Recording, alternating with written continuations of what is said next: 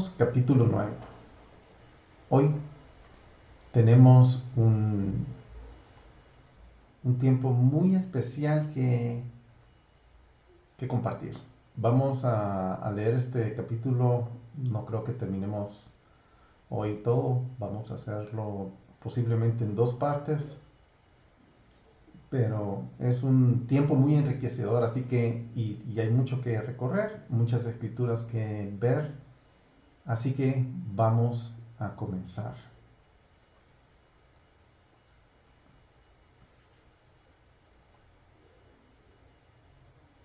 Pero antes de comenzar vamos a leer cinco, los primeros cinco versículos. Perdón que aquí está. Muy bien, estamos en el capítulo 9 y vamos a leer los primeros 5 versículos para comenzar a agarrar cada uno de ellos y hablar individualmente de ellos. Muy bien, Romanos 9 dice, versículo 1, digo la verdad en Cristo, no miento, dándome testimonio mi conciencia en el Espíritu Santo, de que tengo gran tristeza y continuo dolor en mi corazón, porque desearía yo mismo ser anatema, separado de Cristo por amor a mis hermanos, mis parientes, según la carne, que son israelitas, a quienes pertenece la adopción como hijos y la gloria, los pactos, la promulgación de ley, el culto y las promesas, de quienes son los patriarcas y de quienes según la carne procede el Cristo, el cual está sobre todas las cosas, bendito, Dios bendito por los siglos. Amén. Esta es un inicio muy interesante, es muy especial y vamos a ir viendo versículo por versículo y vamos a ir leyendo como lo hemos venido leyendo cada uno. El versículo 1. Digo la verdad en Cristo, no miento, dándome testimonio mi conciencia en el Espíritu Santo. Vamos a tratar de introducirnos aquí en la mente de Pablo, porque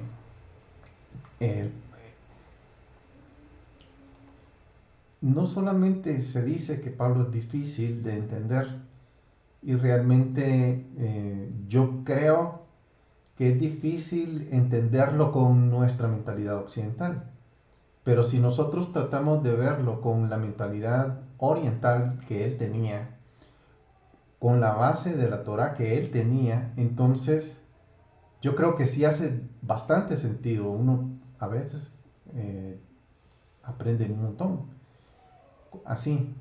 Entonces, veamos esta parte. Dice, digo verdad en Cristo. No miento. Cuando dice esto, verdad es como decir, yo en el Mesías hablo la verdad. O sea, yo en Cristo, en la nueva criatura que soy, en Él,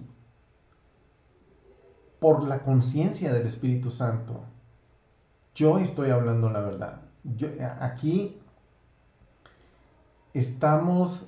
quiero transmitir que Pablo,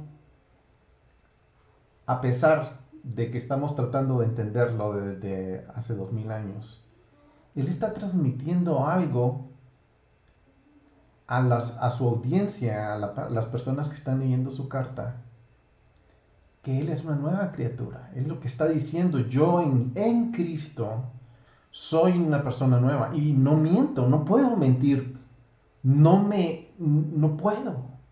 Ahora, explicar esas razones por las que no puede mentir no es fácil, y eso es lo que él está tratando de hacer. Él está hablando de la verdad, como él está en el Mesías, él no puede mentir, y él hace ese énfasis. Y ese énfasis dice, digo la verdad, no miento, no puedo mentir, no miento. Bueno, muchos dirán, pero si eso es tan fácil, hoy en día, eso es tan fácil mentir, o sea, mentir, ¿por qué dice no miento? Y ese es el énfasis que él está haciendo, él está diciendo algo que, que dice, miren, ahora que soy una persona transformada, no puedo mentir. Ahora, él de hecho, en algunas otras cartas, él también eh, hace mención, por ejemplo, en 2 Corintios 11:31 dice, el Dios y Padre del Señor Jesús, el cual es bendito para siempre, sabe que no miento. Él está invocando a Dios, él está invocando a Jehová, él está invocando al Ser Supremo y diciendo, no miento. Es como diciendo, no miento, delante de él no miento. Tengo el Espíritu de él, por eso no miento. En 1 Timoteo 2:7 dice, y para esto fue constituido predicador y apóstol. Digo la verdad en el Mesías, no miento, como maestro de los gentiles en la fe y verdad. Y en Gálatas 1:10 dice, porque ahora el favor de los hombres, porque ahora busco ahora el favor de los hombres, perdón, o el de Dios, o me esfuerzo por agradar a los hombres. Si yo todavía estuviera tratando de agradar a los hombres, no sería siervo de Cristo. Para Pablo era muy importante el aspecto de hablar la verdad, no mentir. Esa era una de sus, podríamos decirle principios, pero esa era una de sus cosas más importantes, porque él caminaba en el Espíritu de Dios. Él era muy cercano a Dios y no mentía. Ahora, ¿qué tanto puede uno entender eso? La verdad es que no cualquier persona puede entender eso. Una persona que miente ligeramente o que usa la mentira a la ligera, eh, dice, no, eso es normal en una persona, pero Pablo no está, se está saliendo, está explicando, no miento en Cristo, en el Mesías, porque soy una persona reformada. Y el Espíritu está dándome testimonio en mi conciencia. El Espíritu de Dios inadvertidamente está dando fruto de la verdad a través de Pablo. Y eso es algo que tal vez la persona o alguna persona que está oyéndome no lo entiende. ¿Por qué? ¿Por qué no lo entiende? Porque usa la mentira como a la ligera tal vez. O porque no valora decir la verdad, solo la verdad. O porque, no sé, pero una persona que sí dice la verdad, que no son muchas, hoy día son muy pocas estas personas que hablan verdad. Hoy la mentira anda galopeando mucho más fuerte que en otras épocas. Eh, pareciera que pudiera perder valor lo que estamos leyendo. Pero Pablo está introduciéndose de esta forma. Aquí está escribiendo esto que está escribiendo aquí. Lo está diciendo, digo la verdad en Cristo, no miento, dándome testimonio mi conciencia en el Espíritu Santo.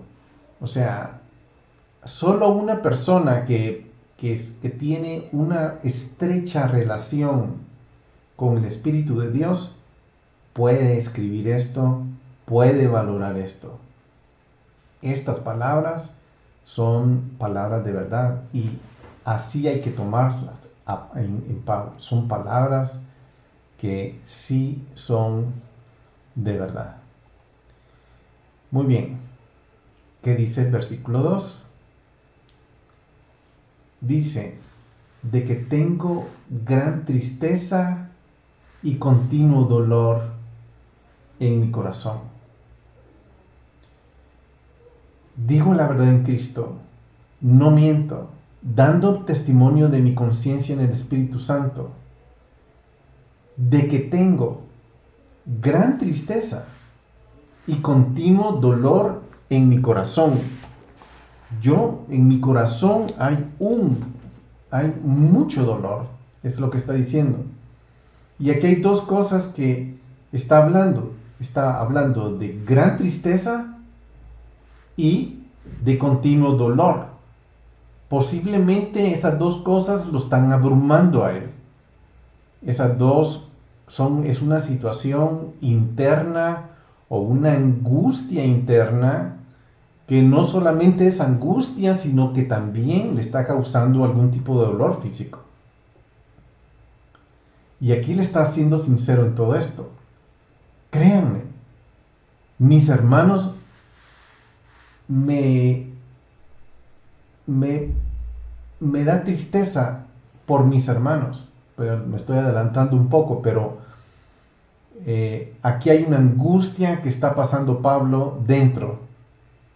Él está dirigiendo su esfuerzo apostólico hacia los gentiles y es posible que porque se esté dedicando a los gentiles, es posible que al dedicarse a los gentiles piense que está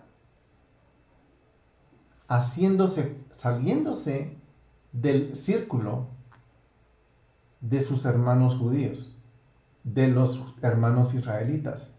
Y eso es lo que a él lo está angustiando, porque lo que él está diciendo, de alguna manera él está anticipando que va a tener problemas con sus hermanos judíos. Y eso es lo que él está comenzando a decir en estas escrituras. Es lo que está comenzando a hablar. Vamos al siguiente versículo.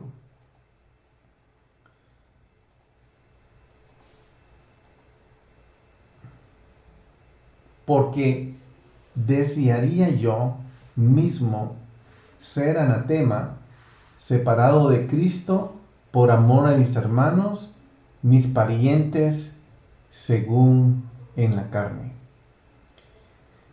Aquí vamos a ver, aquí ya se está armando ese conjunto de ideas. Nos está diciendo, yo tengo dolor y desearía ser yo mismo anatema, separado de Cristo por amor a mis hermanos, mis parientes, según la carne. Aquí a Pablo está diciéndonos, o por lo menos estamos por las palabras que él está transmitiendo, él nos está advirtiendo que está sintiendo una separación con sus hermanos en la carne. Ahora, esa palabra, porque desearía, la palabra desearía también tiene se podría traducir rogaría, se podría decir, también como se podría traducir como orar, no como un deseo, sino como orar, como un intercesor, que Pablo se está poniendo en la brecha por sus hermanos. Él tiene el Espíritu de Dios le ha transmitido un mensaje. El mensaje que el Espíritu de Dios le ha revelado no va a ser popular entre sus hermanos. Él lo está anticipando, se está incómodo por esa situación, le está causando angustia, le está causando problema, y eso es lo que él está viendo. Yo desearía, dice, ser anatema. Y dice, esto, pues, como les decía, esto se puede traducir como orar o como rogar, orar o rogar. Y vamos a leer esta escritura en Hechos, que dice, Hechos 27, 29, y temiendo que en algún lugar fuéramos a dar contra los escollos, echaron 4 anclas por la popa y ansiaban. Aquí viene esta palabra que es la que está escrita ¿cómo se llama? En griego. O sea, y oraba que amaneciera. O sea, esta misma palabra, ansiaban, es esta misma que estamos describiendo de desearía. Es la misma palabra, pero esa se puede traducir como oraba o como rogaba que amaneciera. Lo que estamos tratando de ver es cuál es la mentalidad de Pablo, qué es lo que él está pensando, qué es lo que él quiere enseñarnos. Veamos otra escritura en 2 de Corintios 13:7, que dice, y rogamos a Dios que no hagáis nada malo, no para que nosotros aparezcamos aprobados, sino para que vosotros hagáis lo bueno, aunque nosotros aparezcamos reprobados. Esta es la palabra. Y rogamos a Dios. O sea, yo lo que quiero es que veamos cómo Pablo está usando esta misma palabra. Es como aquí podría bien describirse como que si estuviera rogando, como que si estuviera, porque rogaría yo mismo ser anatema. Es como una petición, es un clamor que él está teniendo hacia Dios, de que él ve que sus hermanos no van por el mismo camino que deberían ir ellos. Entonces él va con una especie de suplicando eso. Hay otra escritura en 1 de Corintios 12:3 que dice, por tanto, os hago saber que nadie, hablando por el Espíritu de Dios, dice Jesús es anatema, y nadie puede decir Jesús es el Señor excepto por el Espíritu Santo.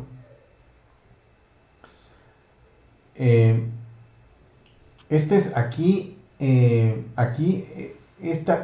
esta escritura es muy interesante porque tiene el mismo calibre que tiene esta de Romanos 9:3. Por tanto, os hago saber que nadie, hablando por el Espíritu de Dios, dice Jesús es anatema, y nadie puede decir Jesús es el Señor excepto por el Espíritu Santo.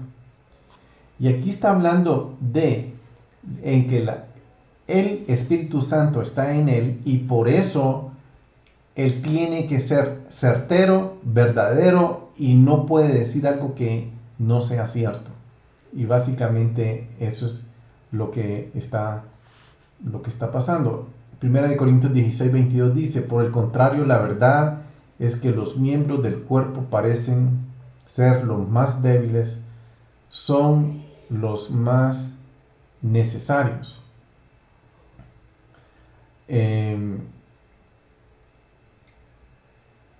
Esta escritura, no me acuerdo porque, perdón, no recuerdo por qué la puse aquí. No recuerdo, disculpen, no recuerdo. Y vamos a leer una más, está en Gálatas 1:8, pero si aún nosotros o un ángel del cielo os anunciara otro evangelio contrario al que hemos anunciado, sea anatema, o sea separado de Cristo. Realmente es una forma de decir, sea maldito, sea maldecido, ¿verdad? Y ahí es donde Pablo está poniendo su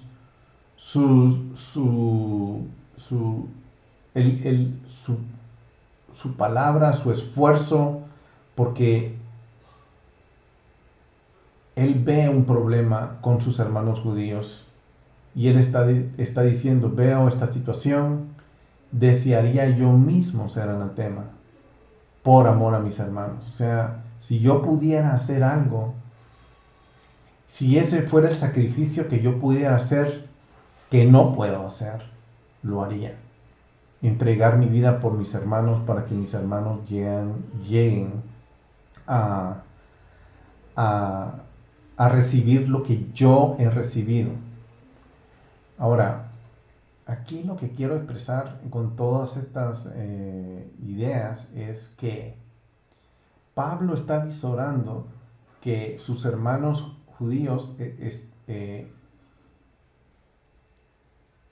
están desviados de la verdad que el Mesías le está revelando, o no están en la misma enseñanza, o no están en la misma revelación. Y eso lo tiene Pablo, lo tiene en su corazón, lo tiene angustiado. Y eso es lo que le está diciendo. Ahora, antes de que Pablo conociera al Mesías, él estaba en la misma plataforma que sus hermanos judíos. De hecho, él era un líder de ellos. Pero ahora que conoció al Mesías, y ahora que el Mesías le reveló lo que le reveló, las cosas cambiaron.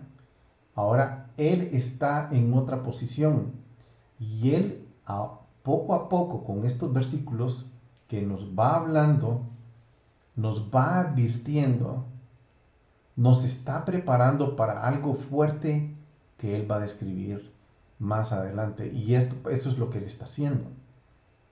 Algo muy fuerte viene, algo que posiblemente sus hermanos israelitas no han estado haciendo bien. Que ahora que él ya tiene la revelación, se preocupa por eso. Entonces, sigamos adelante. Hay otro versículo que quiero ver en Gálatas 1:9, como hemos dicho antes, también repito ahora. Si alguno os anuncia un evangelio contrario al que recibisteis, sea anatema. Esto es bien importante. Creo que al final de este video vamos a tener una idea de lo que le está diciendo acá. Nosotros que vivimos voy a decir, en una mentalidad cristiana, asumimos que nosotros estamos bien y asumimos que los judíos están mal. Yo quiero decir que abramos nuestra mente y asumamos que nadie está bien. Aquí Pablo está escribiendo, aquí yo también estoy como tratando de advertir a mis hermanos cristianos, así como Pablo está advirtiendo a sus hermanos judíos. Aquí él nos está preparando porque ve que sus hermanos judíos, separados del Mesías, van en un camino de maldición. Y es lo que él está preparando en esta introducción. Y yo estoy diciendo algo similar de mis hermanos cristianos. Pero dejemos que Pablo sea el que vaya descubriendo todo esto que quiero ir diciendo, porque abramos nuestra mente. Abramos nuestra mente. Las cosas están pasando de una forma que nosotros no entendíamos. Por ejemplo, estamos seguramente en el fin de los tiempos y como vemos que las cosas están sucediendo, nadie las había anticipado. Nadie.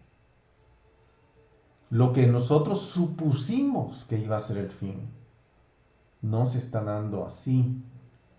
Y ahí es donde abramos nuestra mente a entender que no lo sabemos todo.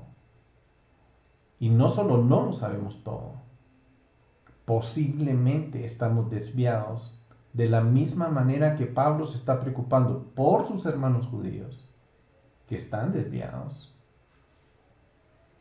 De la misma manera debemos preocuparnos nosotros que podríamos estar desviados por el entendimiento en el que hemos sido entrenados. Yo simplemente estoy apelando a la veracidad de las escrituras de principio a fin, de Génesis, Apocalipsis. Muy bien, pero sigamos adelante. Veamos la siguiente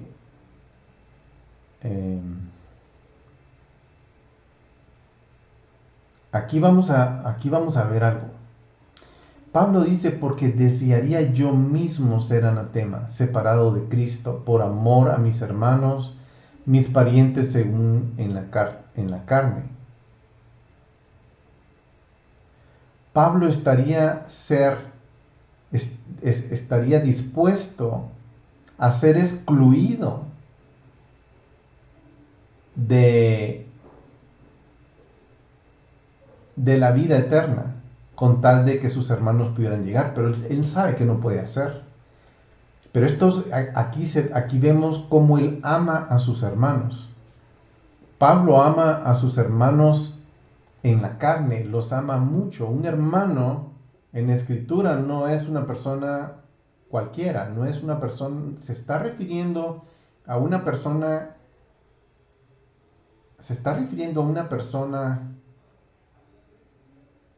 que ama, que valora, que ama, que estaría dispuesto a dar su vida por ella. Y eso es lo que él está diciendo. Él podría hacer eso. Pero ahora veamos aquí algo. Este es Israel. Esto es lo que él consideraría su pueblo, su país. Sus hermanos estarían dentro de este círculo.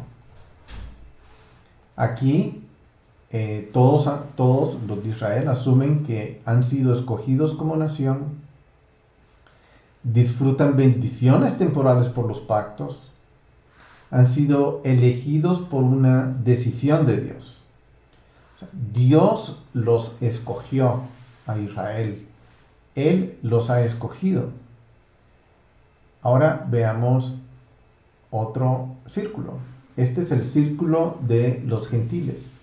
El grupo que no es judío. Los gentiles. ¿Qué acerca de los gentiles? Los gentiles no son escogidos como nación, no han sido escogidos como nación.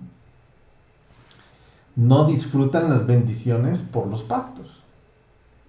Esto es de cajón. O sea, aquí en la época de Pablo, y todavía se piensa así, Israel sí goza de que Dios escogió a este pueblo. No escogió a otro pueblo. Yo soy gentil y sé que pertenezco a este grupo. No he sido escogido como nación y no disfruto de las bendiciones del pacto. O sea, no nací disfrutando estas bendiciones. Ahora, pero en el Mesías hay gente de Israel que ha creído en el Mesías y hay gente gentil que ha creído en el Mesías. Esto se llama el remanente. Esto es muy interesante porque aquí es donde se está dando esa revelación que Pablo está introduciendo. Él sabe que sus hermanos no van a recibir esto porque sus hermanos están asumiendo que son elegidos de Dios y todavía lo hacen. Ahora, este remanente es un grupo de personas. Este remanente puede ser un grupo de personas de Israel y puede ser un grupo de personas gentil. Pero todos tienen estas características. Todos fueron escogidos como individuos. Disfrutan de bendiciones eternas por los pactos. Elegidos por decisión divina a través del Mesías. O sea, aquí esto es algo que vamos a ir viendo, vamos a ir profundizando acerca de este concepto. Porque aquí no dice, aquí vamos a ver de el proceso de cómo Dios elige, porque Dios eligió a Israel. Pudo haber elegido a otro pueblo, pero no, Él eligió a este grupo. Dios eligió a Abraham, a Isaac y a Jacob. ¿Por qué los eligió? ¿Quién ha cuestionado eso? ¿Alguien le ha cuestionado a Dios por qué eligiste tú a esas personas? Él los eligió. Porque Él es soberano, porque Él tiene un plan, porque Él tiene un propósito por elegir a esas personas. Y Él los eligió. Ahora, aquí estamos hablando de que las personas que están aquí no se introdujeron a este grupo porque ellos escogieron estar ahí, sino estas personas están aquí, ya sean israelitas o ya sean de otra nación, están aquí porque fueron elegidos por decisión divina a través del Mesías. No es algo como que levantaron la mano en una congregación y dijeron, yo me entrego a Dios y yo soy ya parte del remanente. Eso es lo que no está pasando aquí. Ven lo complejo que se va poniendo. Y esta es la introducción que Pablo está haciendo. Y ahora vamos al capítulo 4, que dice, ¿qué son los israelitas? A quienes pertenece la adopción como hijos y la gloria, los pactos, la promulgación de la ley, el culto y las promesas. ¿Qué está pasando aquí? Ahora, Pablo está enumerando estos versículos como que son los privilegios de la nación de Israel. Estos son los privilegios de la nación de Israel, que pertenece a la adopción, pertenece como hijos, la gloria y los pactos, la promulgación, el culto a las promesas. Sí, Dios escogió a ese pueblo para darle eso. Esta lista nos recuerda la tristeza por la incredulidad de la nación, porque estos regalos que Dios le dio, que fueron tan gloriosos, los utilizaron en cualquier otro lugar que no sea para magnificar al Mesías, y realmente es una pena por eso. ¿Qué son los israelitas? Aquí Pablo está diciendo, ¿qué son los israelitas? ¿Qué son? Israel era un término sagrado, ha sido un término sagrado, que identificaba a toda esta nación, desde la división de los reinos, a la caída de Samaria, cuando se volvieron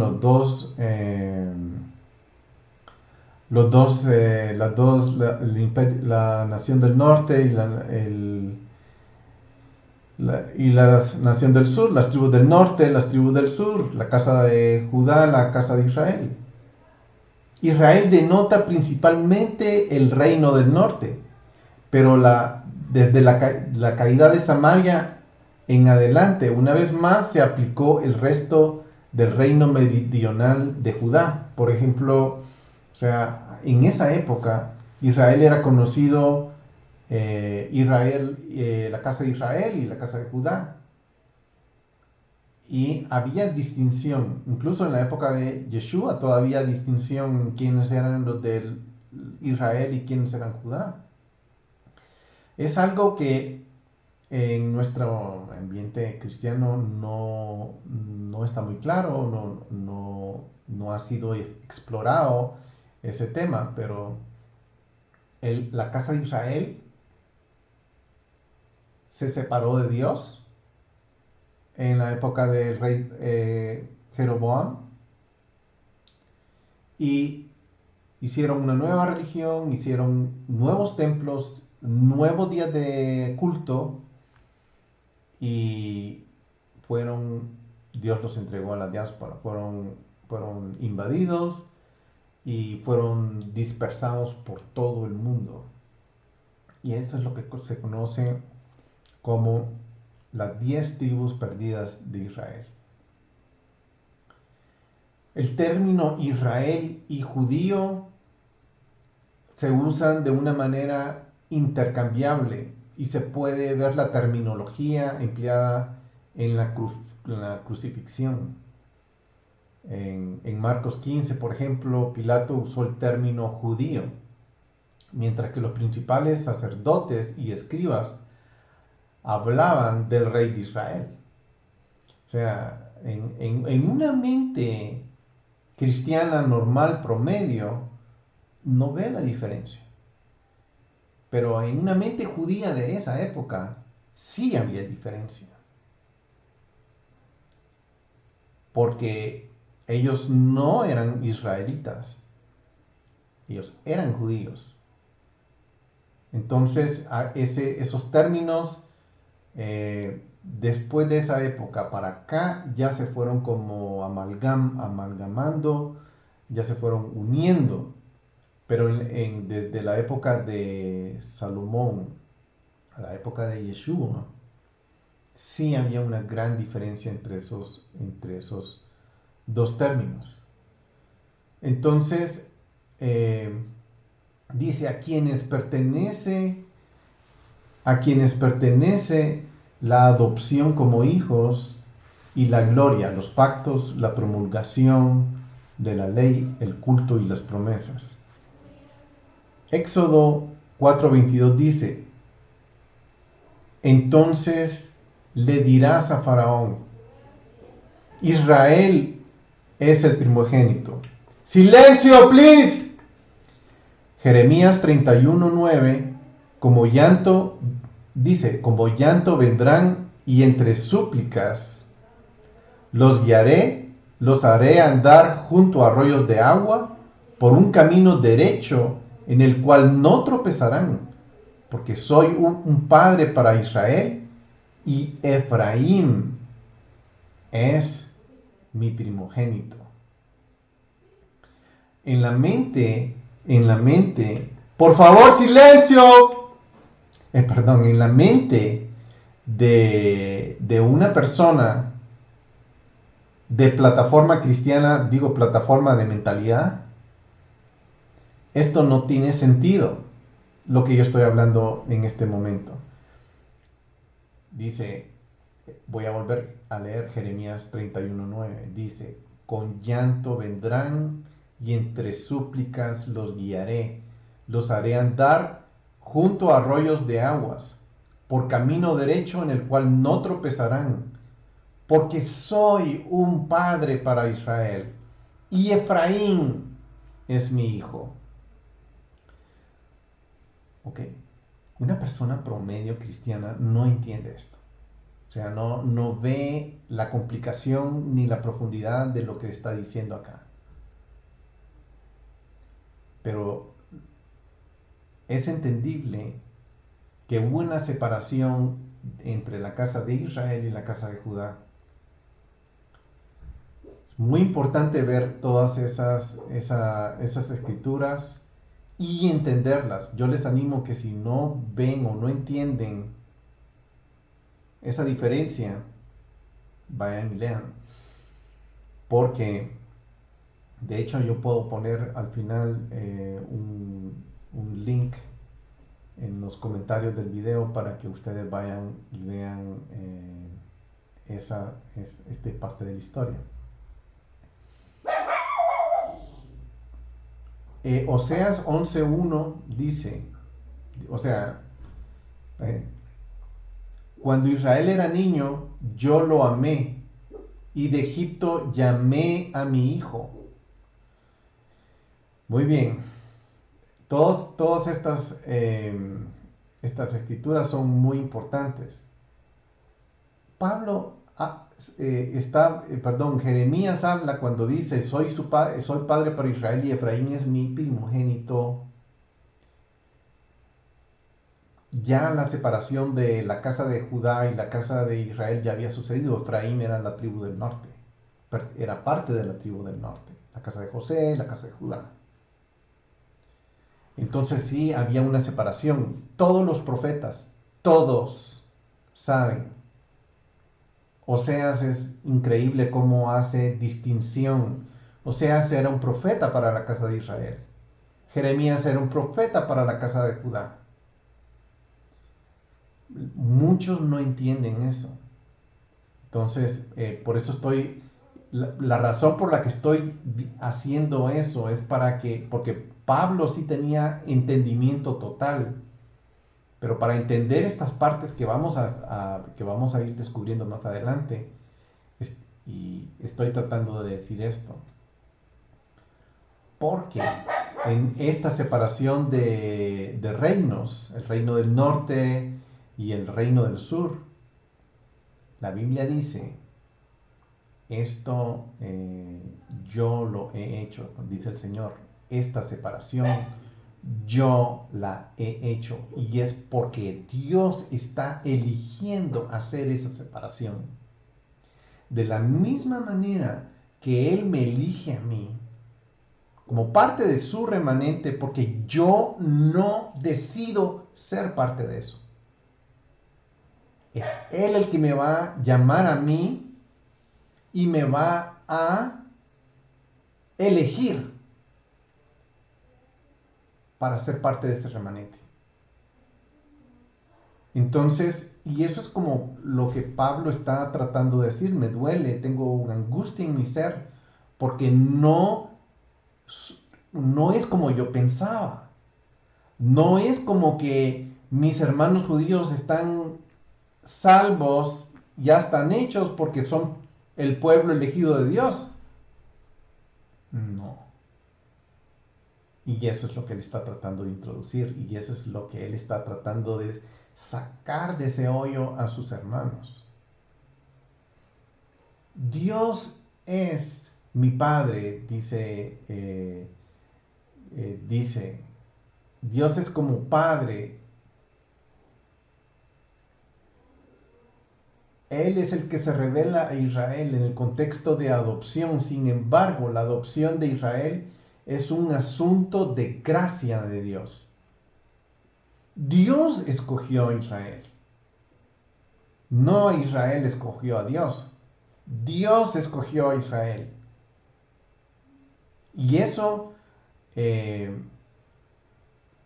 yo quiero que vayamos viendo en nuestra mente el aspecto, porque yo he leído esto, lo he estudiado por muchos años, y es lindo porque al entender todo esto uno puede conectar todas las escrituras como que fuera un hilo que se va enhebrando todas las escrituras en línea recta, y todo casa junto, casa bien. No hay malas interpretaciones, no hay exclusividades de nada, y eso así es. Pero es primera vez que yo no empiezo a ver de esta forma. ¿De qué forma? Es Dios el que me elige, no yo elijo a Dios. Y eso ha pasado a través en la nación de Israel, ha sucedido, va a seguir sucediendo. Y esto es lo que vamos a ir viendo en esta parte de la escritura. Muy bien. Para que Pablo, aunque la nación se encuentre actualmente en un estado de incredulidad del Mesías, Israel sigue siendo el hijo de Dios adoptado y por tanto legítimo. En el tiempo presente, a quienes pertenece, ahí no dice a los israelitas,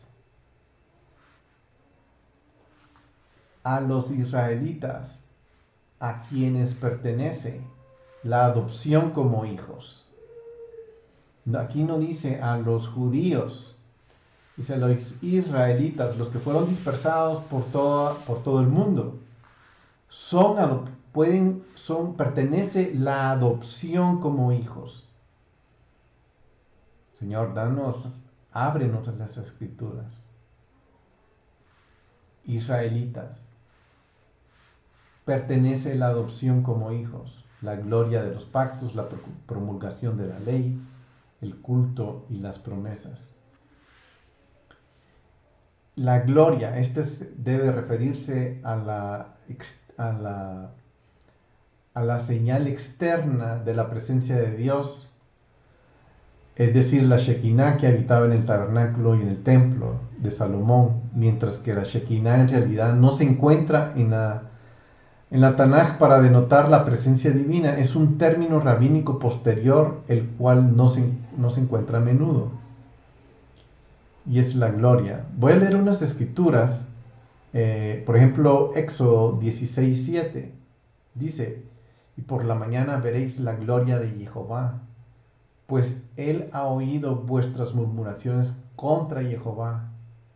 ¿Y qué somos nosotros para que murmuréis contra nosotros? Éxodo 16:10. Y sucedió que mientras Aarón hablaba, toda la congregación de Israel miraron hacia el desierto, y he aquí la gloria de Jehová apareció en la nube.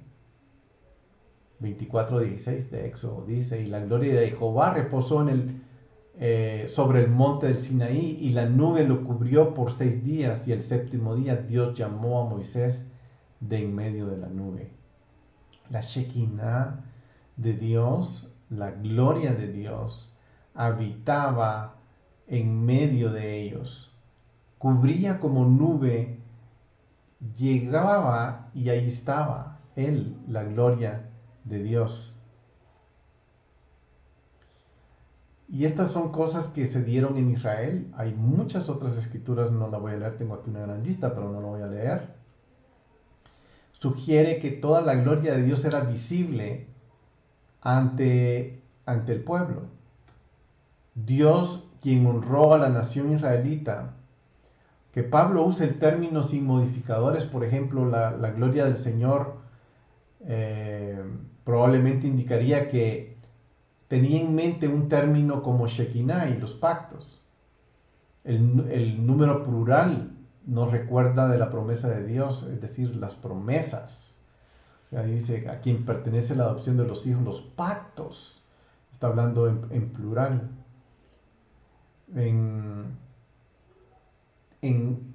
Pertenecen los pactos de Abraham, los pactos davídicos. Efesios 2:11 dice, recordar que en ese tiempo estabais separados del Mesías, excluidos de la ciudadanía de Israel, extraños a los pactos y a las promesas, sin tener esperanza y sin Dios en el mundo.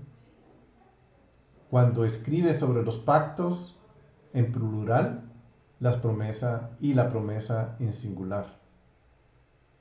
También habla de la promulgación de la ley y el culto a las promesas. A ellos se ha sido entregado todo esto. Los pactos, la promulgación de la ley y el culto de las promesas. Es algo que pertenece a los israelitas. Muy bien, sigamos con el siguiente versículo. Dice, ¿de quiénes son los patriarcas y de quiénes, según la carne, procede el Cristo, el cual está sobre todas las cosas? Dios bendito por los siglos. Amén. ¿De quiénes son los patriarcas? Las promesas hechas a los padres están en la mente de Pablo cuando junta estas dos frases. Cuando habla de los israelitas, de quienes son los patriarcas y de quienes según la carne procede Cristo. Aquí estamos incluyendo el pacto de Abraham, Isaac y Jacob, los pactos de Abraham, y de quienes según la carne viene el Mesías, que se le prometió que vendría de la simiente de la mujer, en eso está en Génesis 3:15. Pero con el tiempo se le prometió más de la simiente de Abraham y finalmente de Jacob, a través de su hijo Judá, finalmente la familia real de David. Sería este el clan judío del que descendería el Mesías. Es obvio que esta idea vincula la declaración inicial de Pablo en Romanos 1:4. La repetición de la frase según la carne nos recuerda esto, precisamente que el Mesías viene,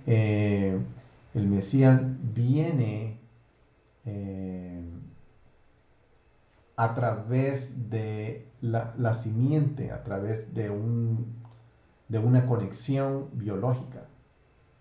Juan 4:22 dice, vosotros adoráis lo que no sabéis, nosotros adoramos lo que sabemos, porque la salvación viene de los judíos. Muy bien, de la casa de Judá viene nuestra salvación, porque el Mesías viene de esa casa, de la casa de Judá. Muy importante ver el origen del Mesías. El Mesías, Yeshua, Hamashiach, nuestro Mesías viene de la casa de Judá. Es muy importante reconocer eso. Y cuando Pablo dice, está expresando su idea de que yo quisiera entregar mi vida, no me importaría ser anatema, separado de Yeshua, no me importaría ser maldito si esa maldición que yo recibiera trajera a mis hermanos al entendimiento del Mesías. Tan así de drástico era la situación que estaba en la mente de Pablo. Él entendía. Pero algo está sucediendo, algo vino a la revelación de Pablo que creó ese cisma y pudo ver él todo esto muy claro. Los hermanos por los que lloran son aquellos relacionados con él a través del nacimiento, incluso cuando la nación física de Israel es el medio por el cual nació el Mesías. Aquí Pablo está viendo que todo esto es un proceso de elección. Dios es el que está escogiendo. Entonces, y eso es lo que él va a ir sacando a medida que vayamos avanzando. De aquí en capítulo 9, del versículo 6 al 29, vamos a ir viendo en dos secciones, del 6 al 13, vamos a explicar el dolor de Pablo por la incredulidad de sus hermanos según la carne. No debe interpretarse como una oposición a la voluntad revelada y la elección de Dios. Esto es bien interesante porque lo que yo estoy hablando encaja con la vida de Pablo como guante en la mano. ¿Por qué? ¿Quién escogió a Pablo? ¿Pablo escogió al Mesías? No. El Mesías escogió a Pablo.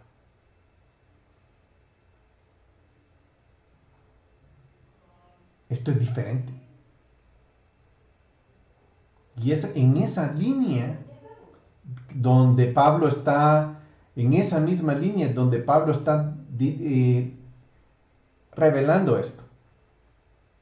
El que escoge es él a mí, no yo a él. Yo iba muy tranquilo camino a Damasco, viendo cómo iba a perseguir a esta gente que creía en el Mesías y cómo los iba a traer presos de regreso a Jerusalén, cuando de repente se tuvo una aparición. El Mesías se apareció a él y le dijo: Saulo, Saulo, ¿por qué me persigues? Y en esa revelación que tuvo, en ese encuentro con el Espíritu Santo, Él, Dios, Yeshua, lo escogió. Y aquí viene ese término, esa forma de escoger, porque es la que quiero que penetre en nuestra mente. El que está escogiendo es Él, no yo escojo al Mesías. De la misma forma fue con Abraham. Abraham no se levantó un día y dijo: ¡ay, escojo a Dios! No. Dios le habló a él y le dijo, en la soberana voluntad de Dios, Él escogió. Él escogió a Abraham. Él escogió a Isaac. Isaac tuvo 2 hijos, Jacob y Esaú. Y él escogió a Jacob. Biológicamente no había conflicto en la biología de la situación. Pero también Abraham tuvo otro hijo, Ismael, a quien no escogió. No tiene que ver con sangre. No tiene que ver con el padre o no tiene que ver con la madre. Entonces, ¿qué tiene que ver? Tiene que ver que el que escoge es Él. Entonces, aquí es donde tenemos que abrir nuestra mente y decir: Señor, heme aquí. Yo estoy dispuesto. ¿Me escoges?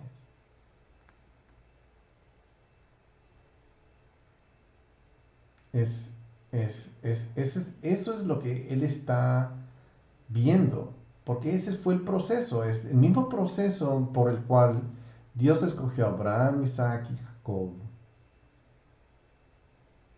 y no escogió a Esaú, que tenía todas las de ley para ser escogido.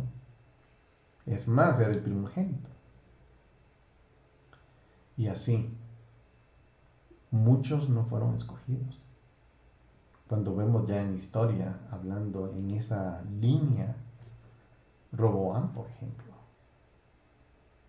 falló. Dios no lo aprobó. Y así muchos no son aprobados.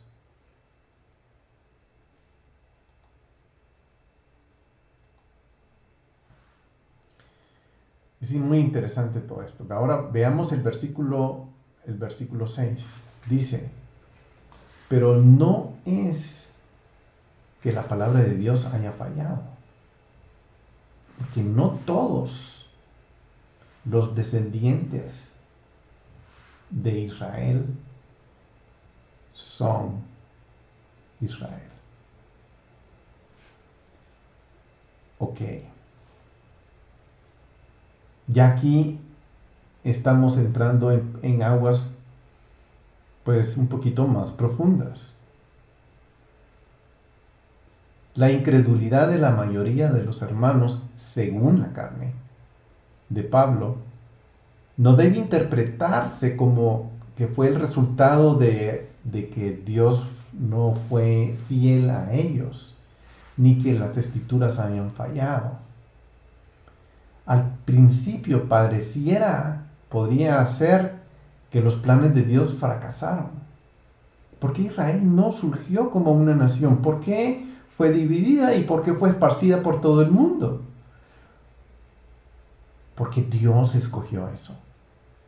Y aquí viene otra vez. Dios escogió. Él es el que escoge. Él es el que escoge cómo es el plan, su plan. Él es el que escoge cómo va a ser el fin de los días. No nosotros. Nosotros no vamos a escoger cómo se va a desarrollar el fin del mundo, o el fin de los días, el fin del tiempo, de la era. Él lo va a hacer. Apocalipsis, por eso tiene el nombre de revelación. Él es el libro de la revelación. Quiere decir que nosotros estamos viviendo la revelación, porque estamos viviendo esos días, pero porque aunque leamos no entendemos. ¿Por qué? Porque no ha sido revelado. Y ese es el problema que hemos tenido. El Apocalipsis ha sido mal interpretado desde hace mucho tiempo y sigue siendo mal interpretado. De hecho, lo que estoy hablando, estoy en Romanos. Si nosotros vamos a Romanos y vamos leyendo detenidamente lo que estoy diciendo, vamos a entender mejor Apocalipsis. Porque hemos sido enseñados con una escuela que no es la de Pablo. Y esa es la que estamos tratando de rescatar ahora, esa escuela. Muy bien. Nadie estaba preparado a ver la redención tal y como sucedió en la época de Moisés. Yo me atrevería a decir que lo mismo está pasando hoy. Nadie está preparado a ver la redención tal y como se va a suceder en estos días. Tanto en la época de Moisés los tomó por sorpresa. En nuestros días nos tomará por sorpresa. No es de extrañarse que la redención final también tome a todos por sorpresa. Y lo más posible es que sí, así va a ser. Las promesas de Dios a Abraham y a su simiente implican bendición, no maldición. Esta bendición es inevitable, vendrá sobre todas las familias de la tierra. Es en última instancia y finalmente la bendición de la salvación eterna. Y esto fluye de que Dios haya elegido a esos miembros para hacer ese pacto. Algo que no ha sucedido, a mi modo de ver las escrituras, es que las familias de la tierra no han sido totalmente bendecidas por Abraham. Y esa es la promesa a las familias de la tierra. Abraham, la bendición y los pactos de Abraham van a llegar a todas las familias de la tierra. No todos ni siquiera entienden eso. No todos entienden eso. Todos están a bordo de una religión. Todos están montados en una organización. Pero a la hora de delinearlo, tal así como lo está delineándolo Pablo, ya la cosa va tomando un rumbo muy distinto, muy diferente. Y como dice, como acabamos de leer, no es que la palabra de Dios haya fallado. Porque no todos los descendientes de Israel son Israel.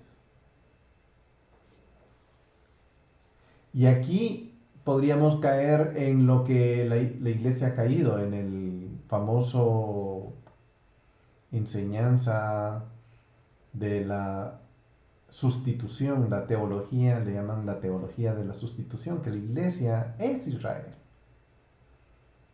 ¿No?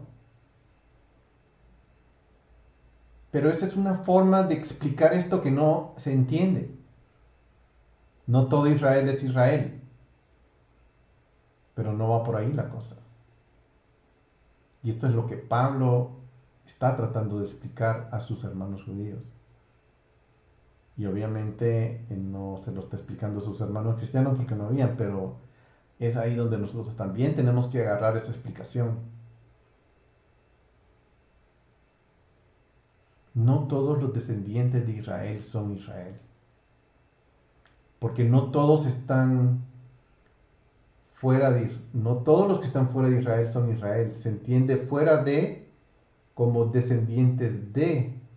Por lo tanto, Israel es la primera instancia y se refiere al individuo Jacob, mientras que el segundo Israel describe a la nación.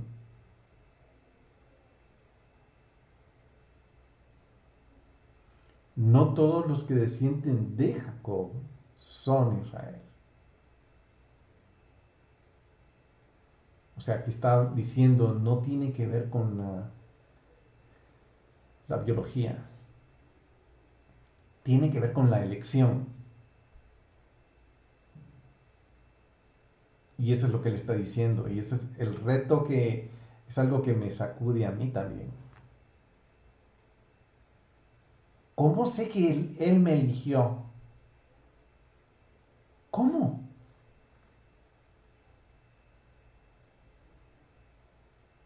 Por el Espíritu de Dios. Él pone su Espíritu en mí y me elige.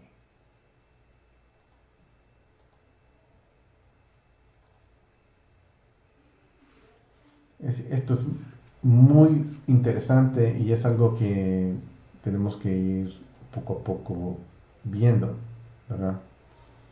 El 7 dice, no son todos hijos por ser descendientes de Abraham, sino por Isaac será llamada tu descendencia.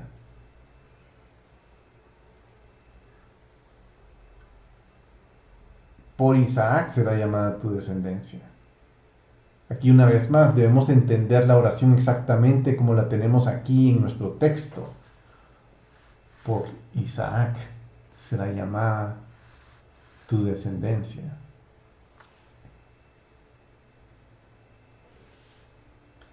Esta es una traducción literal que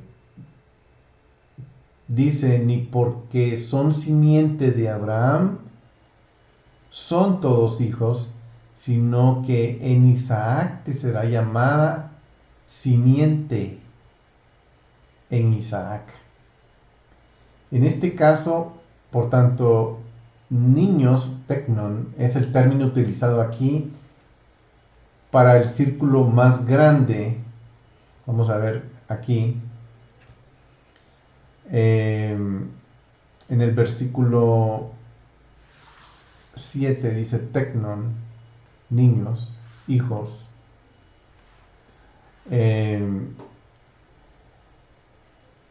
La palabra niños denota simplemente una relación física, o hijos, denota una relación física con Abraham, mientras que simiente es está refiriéndose a un grupo elegido. A un grupo elegido. El único punto que Pablo desea hacer aquí es que la elección de Dios es el tema clave de todo esto. Él está hablando de que el que elige es es Dios.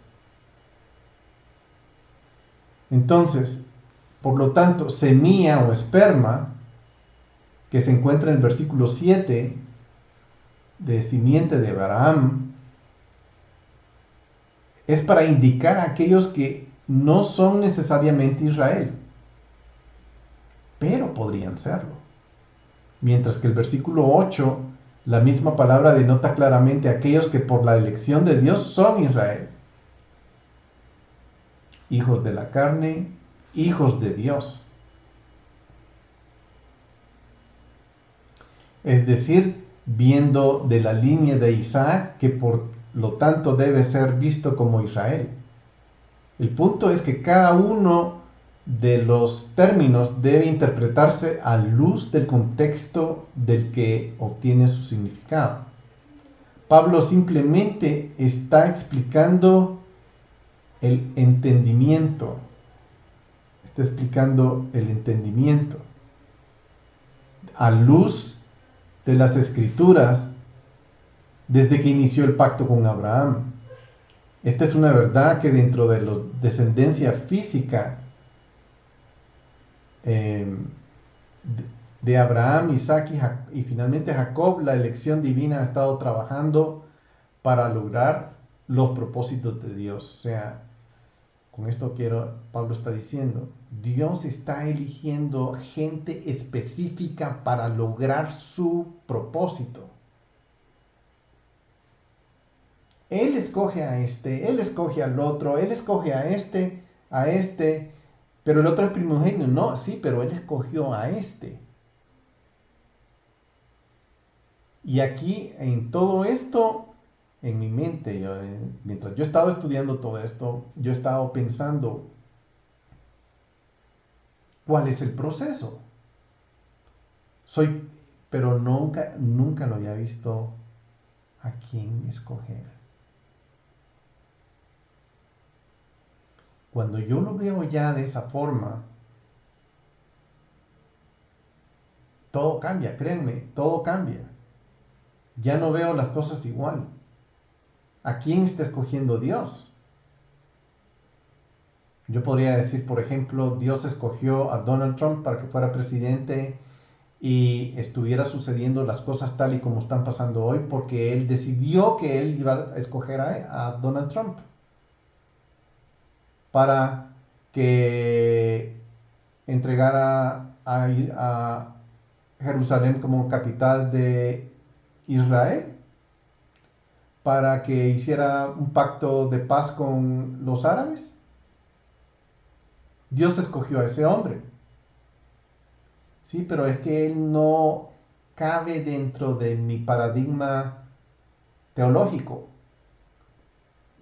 Para empezar, Trump me cae mal.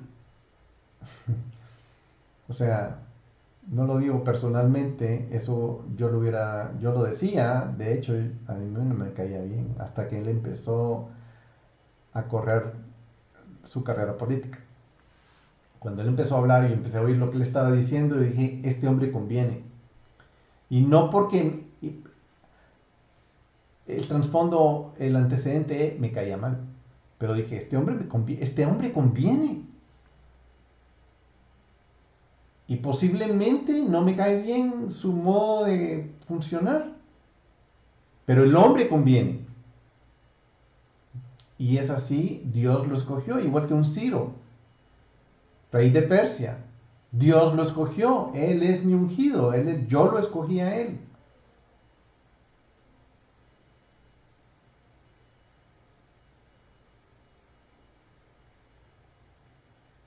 Abrámonos a que Dios nos escoja.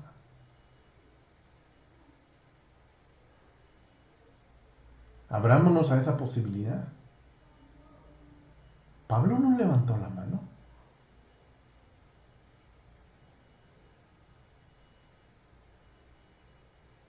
Dios lo escogió. Tremendo, esto es tremendo. Con esto Pablo no quiere decir que solo hay un grupo selecto dentro del cuerpo más grande de judíos que en realidad es el elegido. Pablo reconoce tanto una elección nacional como una elección individual. La elección nacional asegura las bendiciones, las promesas a todas las generaciones, mientras que la elección individual asegura la posición de uno en el favor eterno de Dios. Es distinto. Y por ahí es donde Pablo se está yendo. Él está explicando que a lo largo de la historia de Israel, desde los patriarcas, Dios ha estado escogiendo y separando, por lo que dentro de la nación elegida siempre hay en cada generación un remanente elegido que actuó en fe genuina dentro de la nación que él escogió. Siempre ha habido un remanente. Y este me parece que es el argumento de Pablo. Desde el principio, desde que Dios eligió a Abraham para recibir su pacto, actuó como el Dios distintivo que elige a personas y que rechaza a otros.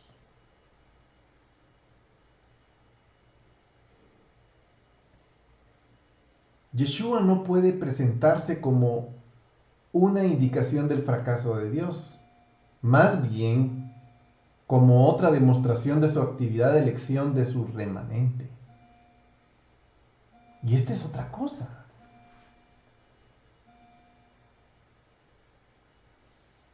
Yeshua fue el elegido para hacer lo que tuvo que hacer.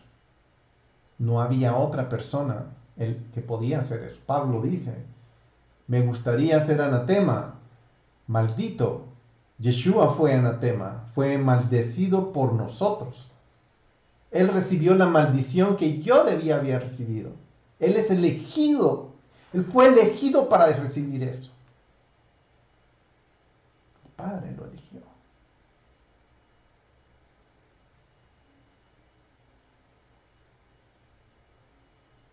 Yo tengo que ver en mi vida mi elección. Dios me eligió.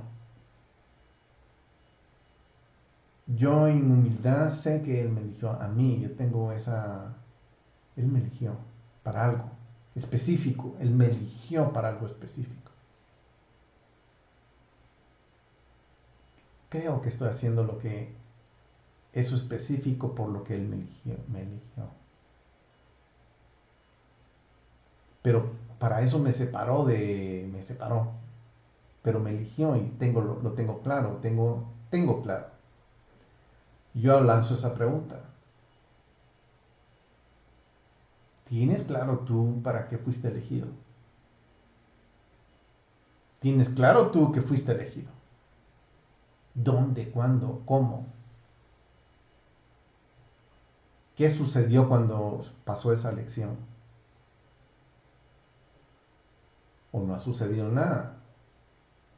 Pues Señor, elígeme aquí, heme aquí, Hanini, heme aquí. Como decía Abraham, heme aquí. Estoy dispuesto. Y Dios eligió a Abraham. No era ni judío, Abraham. No era judío. Y aquí es el punto. Él es, y esta es la parte, elegido. Él es seleccionado, Él es elegido como parte del grupo de personas que Dios escoge para su propósito. La cita porque para Isaac será llamada tu descendencia. Génesis 21:12 dice, mas Dios dijo a Abraham, no te angusties por el muchacho ni por tu sierva. Presta atención a todo lo que Sara te diga, porque por Isaac será llamada tu descendencia. Dios escogió a Isaac, una persona que no estaba supuesta a nacer, porque su mamá no tenía la habilidad de dar a luz hijos. Era estéril. Ella no podía tener hijos. Pero Dios escogió a Isaac. Lo eligió. Dice, en Isaac será llamada tu descendencia. Eso descarta a Ismael. Esto es tremendo, porque no tiene que ver con religiones, ni con creencias, ni con habilidades, ni con ningún mérito humano que pudiera haber. Tiene que ver con que Dios me va a elegir. Tiene que ver con la pureza de mi corazón. Tiene que ver con que Él ve en mí algo que yo soy digno para ser elegido. Aunque no tenga la teología correcta, Él lo va a corregir. Él va a escoger. Y esa no fue la elección de Abraham. Dios no escogió a Abraham que la descendencia comenzara a través de Isaac. ¿Quién escogió? Dios. ¿Quién escogió a Pablo?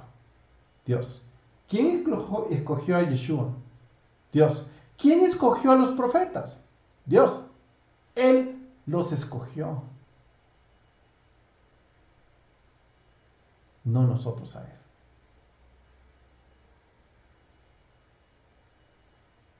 El hecho de que la nación debía ser nombrada a través de Isaac está por lo tanto enraizada en la gracia de la elección de Dios. De esa misma manera, Pablo enseña la elección de su Hijo único, Yeshua, el unigénito, también como algo, la manifestación de la gracia de Dios. ¿Por qué? Porque Yeshua, porque Abraham, porque Isaac, porque Jacob son los elegidos para cumplir el propósito por el cual estamos aquí en la tierra. No es una organización. Esta ilustración de Pablo, de la misma manera que Dios eligió al Hijo a través de la cual debía surgir la nación elegida, rechazó al otro hijo. En el caso de Abraham, a Ismael. Puede elegir a aquellos que, de acuerdo con su plan de elección, recibieran a Yeshua como Mesías. Sin embargo, en este punto es crucial. En el contexto de Génesis 21 enseña que, aunque Dios eligió a Isaac y no a Ismael, sin embargo fue misericordioso y tuvo gracia con Abraham. Él fue misericordioso y tuvo gracia con Abraham. Veamos el siguiente versículo, 8. Esto es, no son los hijos de la carne los que son hijos de Dios, sino que los hijos de la promesa son considerados como descendientes. Aquí, si ustedes se dan cuenta, en este versículo está incluyendo y a la vez excluyendo. Aquí está diciendo quiénes son. Son los hijos de la promesa. Son los hijos de los que se va a cumplir la promesa que Dios habló a Abraham.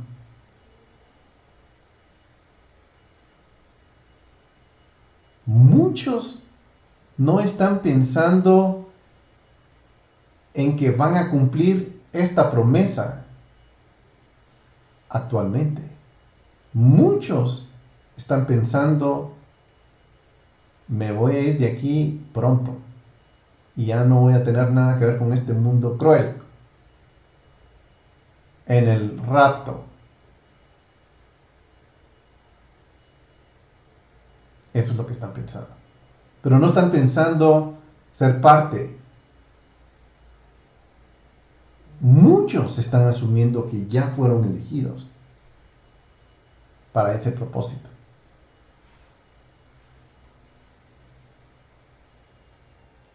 Hijos de la carne equivale a descendencia. Hijos de la carne se compara, lo está comparando con los hijos de la promesa. No son los hijos de la carne, lo compara con los hijos de la promesa. Y los hijos de Dios los compara como los descendientes.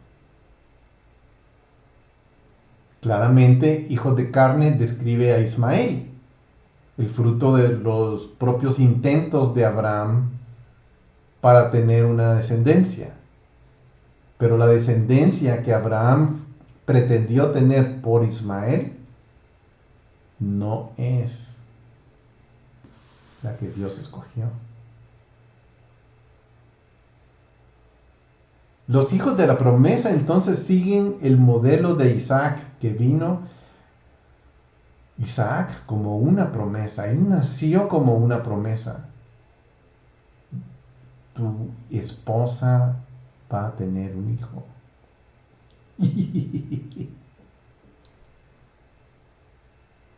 Dios lo prometió. Los hijos de Dios son, por lo tanto, aquellos que son miembros de su familia a través del pacto. Los hijos de Dios son los miembros de la familia de Dios a través del pacto. Forman parte de su pacto. Pablo usa ese término ya considerado logisomai en griego, que se encuentra en 2.26, en Romanos 2.26,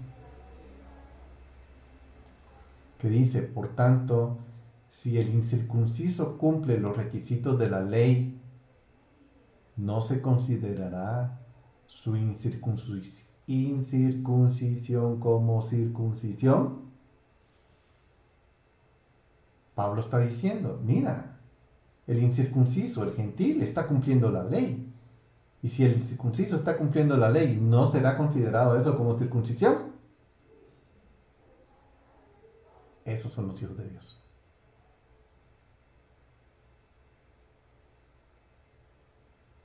Porque los hijos de Dios están haciendo la Torah, están cumpliendo con su palabra. Y Dios los está eligiendo, porque están cumpliendo el pacto por el cual Dios vino a cumplir aquí a través de Abraham, Isaac y Jacob, a través de las promesas. Ellos son considerados descendientes.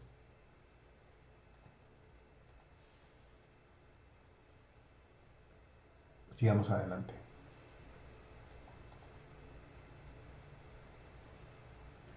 Porque esta es una palabra de promesa. Por este tiempo volveré y Sara tendrá un hijo. Aquí está Pablo empezando a hacer esta descripción de esta elección divina, de cómo Dios opera. Dios opera de una forma, de una elección divina. Y aquí está diciendo cómo funciona eso. Ya en el versículo anterior dijo, son los hijos de la promesa. La palabra promesa enfatiza literalmente, porque esta es una palabra de la promesa.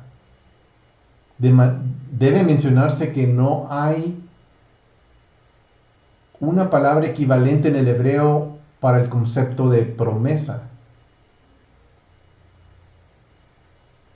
es pacto. Esto debe haber estado en la mente de Pablo. El pacto entregado a Abraham era el tipo a menudo referido como promisorio, era la promesa, lo que significan esas bendiciones, lo que viene a través del pacto. Es a través de ese pacto, es a través de esa promesa que los hijos de Dios funcionan. Los hijos de Dios caminan.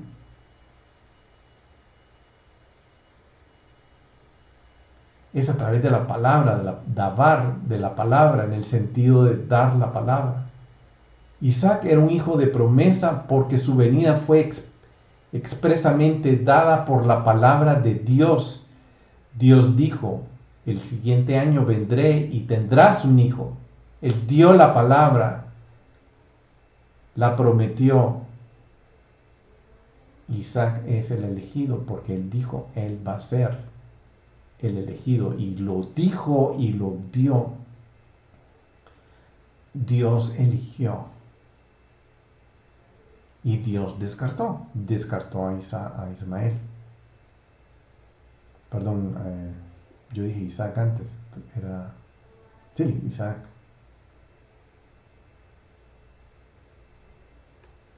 Sigamos al siguiente versículo.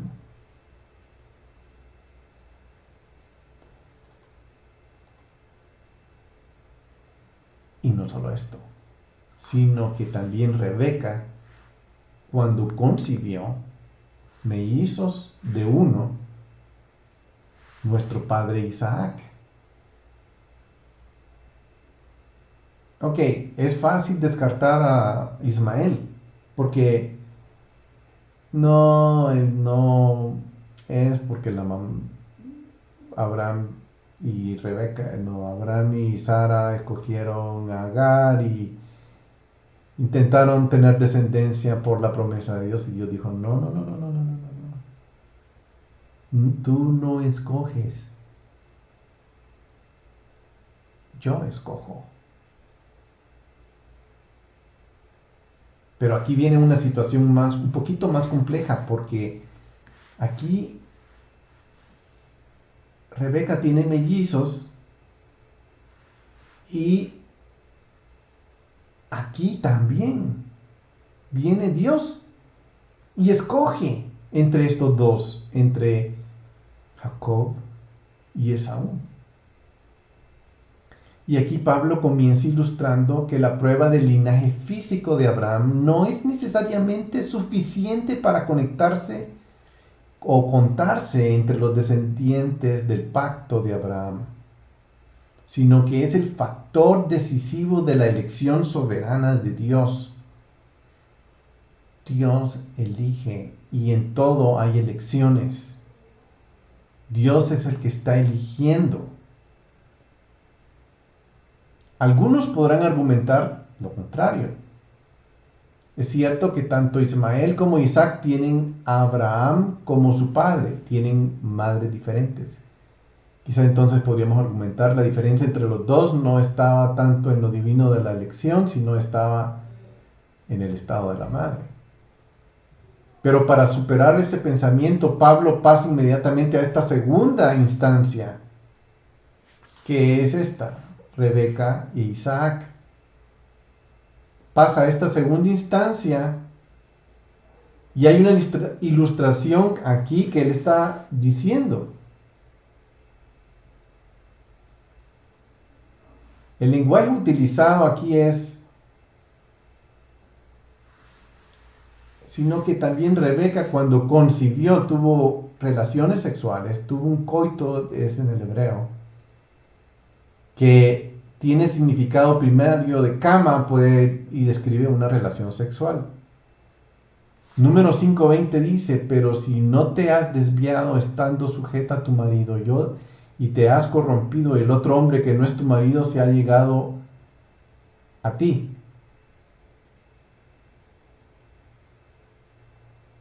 Aquí está hablando de una relación sexual.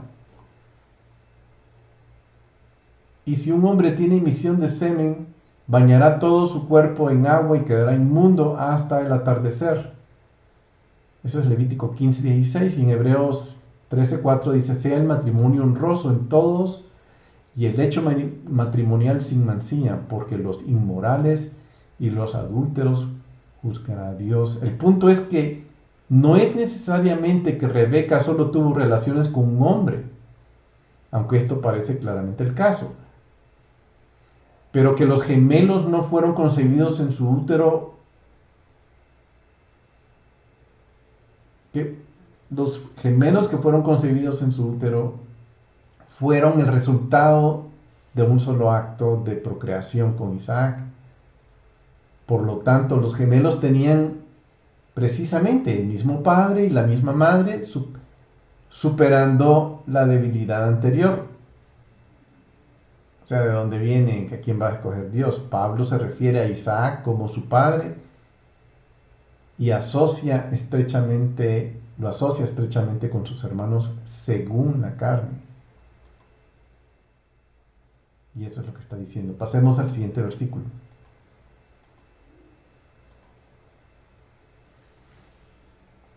La línea que estoy llevando para recordar es esta. Dios es el que elige. Dios elige, en este caso está describiendo a quién elige Dios. Pablo está yéndose al inicio de la historia con Abraham, Isaac y Jacob para demostrar quién es hijo de Dios. No todos los israelitas son Israel. ¿Quién es hijo de Dios? Es a quien Dios elige. Sigamos. Porque cuando aún los mellizos no habían nacido y no habían hecho nada, ni bueno ni malo, para el propósito de Dios, conforme a su elección, permaneciera, no por obras, sino por aquel que llama. Aquí Pablo ya está empezando a aterrizar con la idea.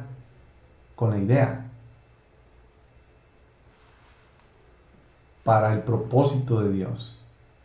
Dios elige a personas para que cumplan su propósito y Él los llama.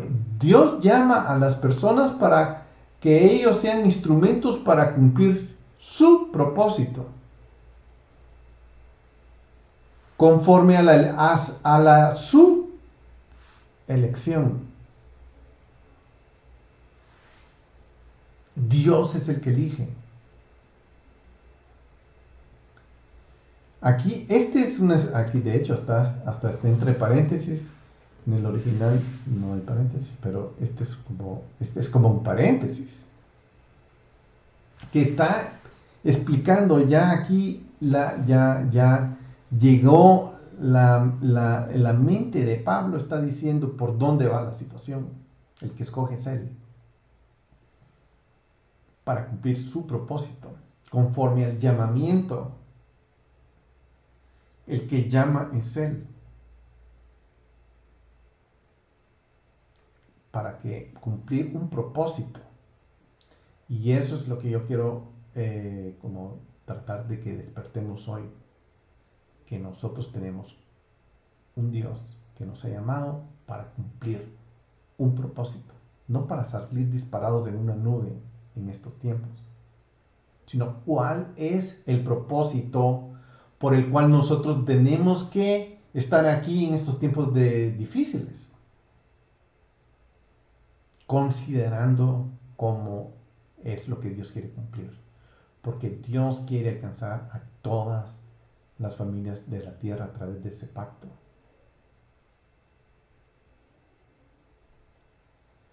Este versículo que acabamos de leer, este versículo 11,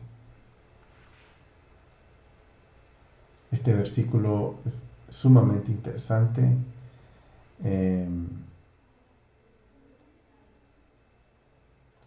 Este versículo no se sabe con certeza lo que estaba en la mente de Pablo, para que se desviara de esta declaración entre paréntesis, pero la sugerencia es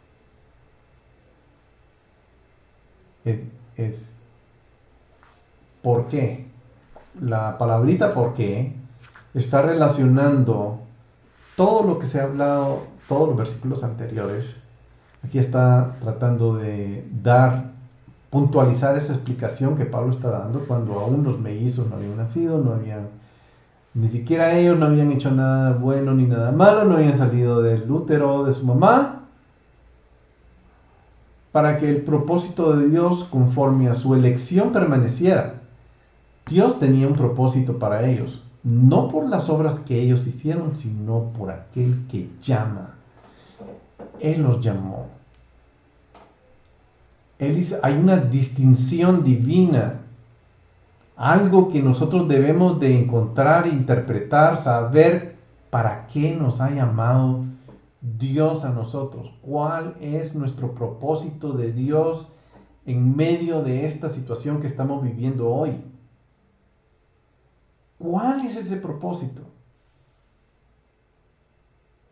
Tenemos que cumplir ese propósito, así como lo cumplió Abraham, Isaac y Jacob, así como lo cumplió Jeremías, Ezequiel, Oseas, así como lo cumplió Yeshua, así como lo cumplió Pablo, porque todos atendieron a ese llamado. Dios llamó y ellos escucharon y dijeron, sí, aquí estoy disponible para ser parte de ese propósito por el cual tú me estás eligiendo.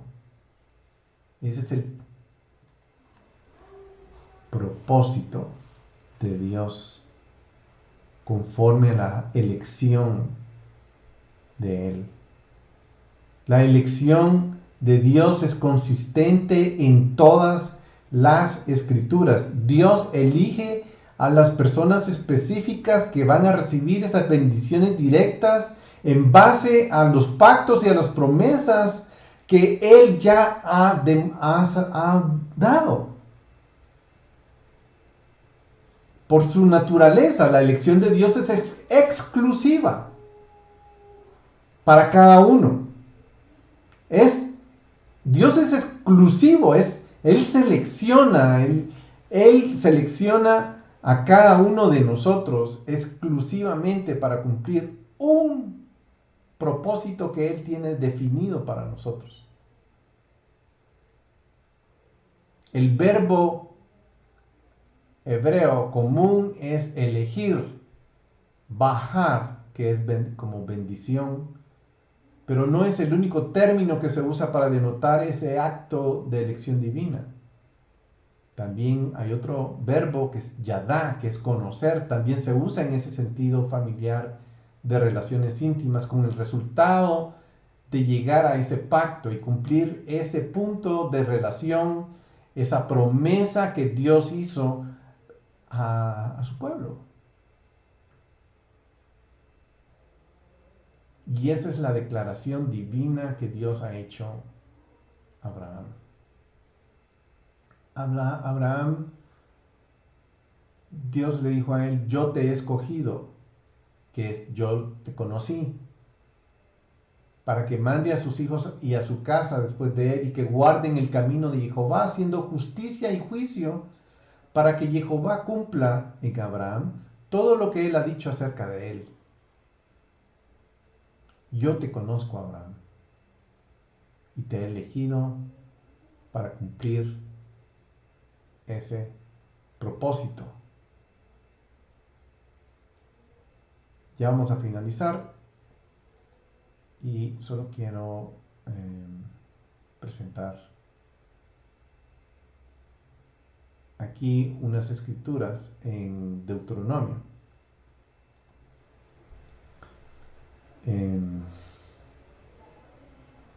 Vamos a hacer una pequeña corrección. Muy bien, Deuteronomio 7, capítulo 7. Aquí vamos a ver unas declaraciones más directas de la elección divina de Dios de la nación de Israel. Versículo 6 dice, porque tú eres pueblo santo para Jehová. tu Dios. Jehová tu Dios te ha escogido para ser un pueblo suyo de entre todos los pueblos que están sobre la faz de la tierra. Esto es importantísimo.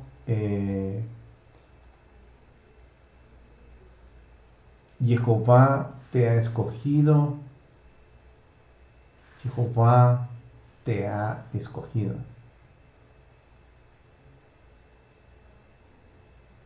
No escogí a Jehová, sino Jehová te ha escogido para ser un pueblo suyo de entre los pueblos que están sobre la faz de la tierra, para cumplir ese propósito. El 7 dice, Jehová no puso su amor en vosotros, ni os escogió por ser vosotros más numerosos que otro pueblo, pues erais el más pequeño de todos los pueblos. Aquí está pasando exactamente lo mismo. No es porque eran fuertes, ni porque eran numerosos, ni porque eran ricos. Eran todo lo contrario. Pero Él los escogió. Más porque Jehová os amó y guardó el juramento que hizo a vuestros padres. La promesa, los pactos. Jehová os sacó con mano fuerte y os redimió de casa de servidumbre de la mano de Faraón, rey de Egipto. Reconoce pues que Jehová tu Dios es Dios, el Dios fiel, que guarda su pacto y su misericordia hasta 1000 generaciones con aquellos que le llaman y guardan sus mandamientos.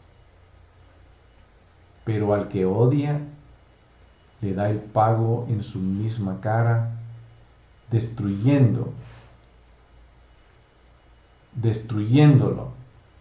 y no se tarda en castigar al que le odia, en su misma cara le dará el pago. Es interesante ver cómo Pablo está lo que Pablo está describiendo. Perdón, hay un otro versículo, lo voy a leer también. Guarda por tanto, esta es como la conclusión, guarda por tanto el mandamiento y los estatutos y los decretos que yo te mando hoy para cumplirlos. Todo esto es parte del plan de Dios, que es lo que Él inició con Abraham, Isaac y Jacob. Porque Dios está haciendo su plan, está cumpliendo su propósito, Él está cumpliendo lo que Él quiere cumplir, Él está haciendo su plan. El plan es que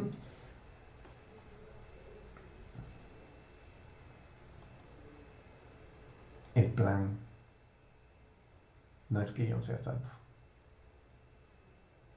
El plan es que yo cumpla su propósito.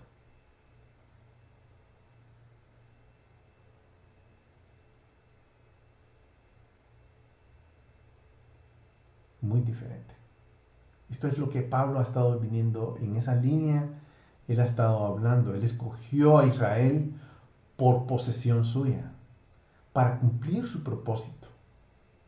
Él eligió a Israel con intención, intencionalmente eligió a Israel para cumplir su propósito. Y en esa elección, Dios se va a glorificar. En esa elección, Dios se va a glorificar.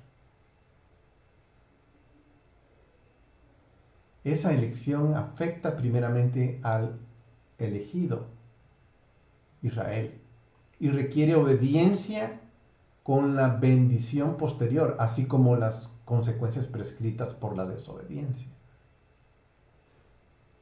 La elección de Israel como pueblo, como nación para ser de Dios, es un acto de exclusividad, porque Israel es elegido de entre todos los pueblos sobre la faz de la tierra para cumplir sus propósitos. Este pasaje es como la semilla inicial para la revelación agresiva de las acciones de elección de Dios, cómo Dios elige. Su elección es un asunto de su propia y libre y soberana voluntad, que no está gobernada ni determinada por una religión, por una organización, por una doctrina. Simplemente por la pura y santa y soberana elección de Dios, que no tiene explicación. Jehová no puso amor en vosotros, ni os escogió por ser vosotros más numerosos, ni por ser mejor pueblo.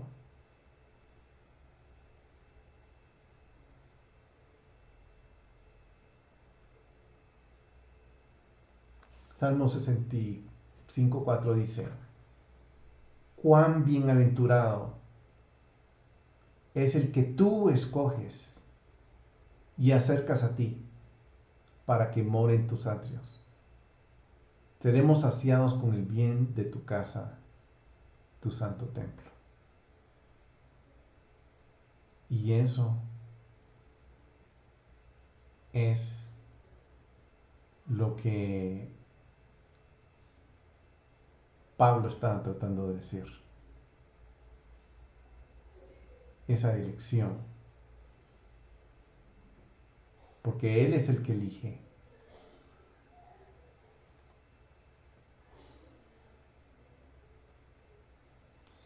Y voy a finalizar con una diapositiva más.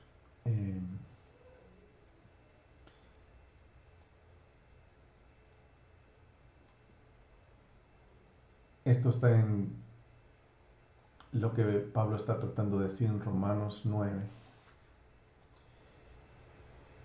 Entonces, cuando Dios elige, la elección es iniciada por Él. La elección es para sus propios propósitos. La elección no tiene en cuenta las calificaciones del elegido, excepto en el caso del Mesías, donde sus calificaciones son parte necesaria de su elección. Y la elección de elegir también afecta a la relación del elegido y requiere obediencia con la bendición posterior, así como la consecuencia prescritas por la desobediencia. La elección de Dios se puede dividir en varios niveles. Elección nacional, que promete bendiciones para obedecer y castigo por desobedecer. La elección subnacional u ocupacional, que es la selección de tribus, como la de Judá, Leví, que fueron elegidos para una ocupación específica, como sacerdotes, reyes, etc., para roles y labores y posiciones específicas. Y la elección individual, en la que los individuos elegidos se acercan a Dios. Mesías, en el que el Mesías elegido, Yeshua, es el individuo electivo por excelencia. Y estos son las elecciones que Dios ha hecho. La nacional, que podría involucrar la verdadera fe o no, Abraham, Isaac y Jacob. Todo está contenido aquí. Puede ser que haya gente genuina y puede ser que no. La laboral son las tribus, por ejemplo, que incluye las tribus completas, o que dijimos la tribu de Judá, la tribu de Leví, que tuvo un rol muy específico en el propósito de Dios. Ellos fueron llamados para cumplir un propósito muy específico. El Mesías fue escogido, pero él sí no tenía, él era muy específico, no había nadie más, pero era parte de este grupo, el único que tenía fe pura. Él desciende de esta línea, que es el que Dios escogió, y el individual a través del Mesías, con verdadera fe.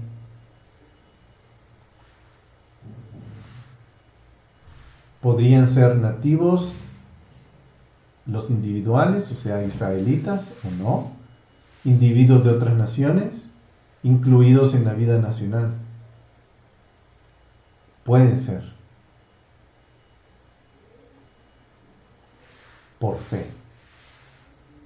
Estos individuos han sido elegidos por fe, por su fe, porque creen en el propósito de Dios, han sido elegidos para cumplir su propósito de Él. Pablo lo describe como el remanente en el Mesías.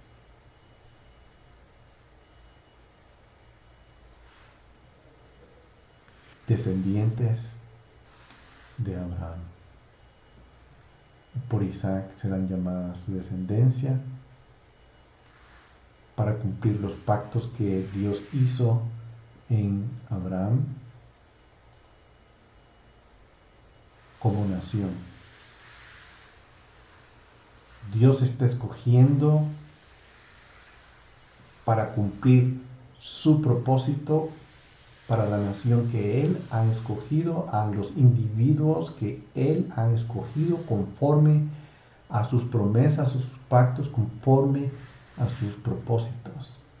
Dios los ha elegido. Y aquí vamos a terminar porque ya el tiempo nos alcanzó. La semana siguiente seguiremos con nuestro capítulo 9. Les bendigo y les espero la siguiente semana.